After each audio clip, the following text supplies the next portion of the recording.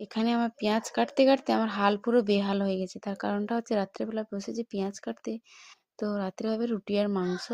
তো তার জন্য দেখো বসে পড়েছি পেঁয়াজ কাটতে। আলু আর মাংস ধুয়ে রেখেছি আগে থেকে। এই যে দেখো রান্নাটাও বসিয়ে দিয়েছি।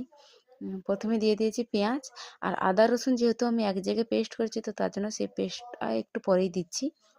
প্রথমে ভালো করে পেঁয়াজটা কষিয়ে নিই, তো তারপরে এই যে দেখো এখানেও আদা রসুন পেস্টটা একসঙ্গে দিয়েছিলাম, তো দিয়ে দিয়েছি। এরপরে দিয়ে দেবো লঙ্কা। আর হ্যাঁ, রাতে আজকে আমাদের বাড়িতে রুটি আর মাংস খাওয়া হবে এই জন্য। আর রুটিটা ভেজে নিয়েছি আগেই আমি। আর তবে হ্যাঁ, আমি এত কিছু করছি ঠিক আছে, তবে আমি কিন্তু রুটি খাই না, আমি কিন্তু মুড়িই খাই। তো না হলে ভাত দিয়ে খাই, রুটি আমার খেতে ভালো লাগে না, তো তার জন্য সে যাই হোক, বাড়ির আর সবাই খাবে।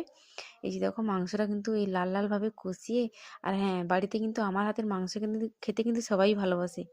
বিশেষ করে আমার শাশুড়ি মা তো আমার হাতের রান্না খেতে খুবই ভালোবাসে। তো এই যে দেখো মাংসটা কিন্তু আমার কষানো হয়ে গেছে।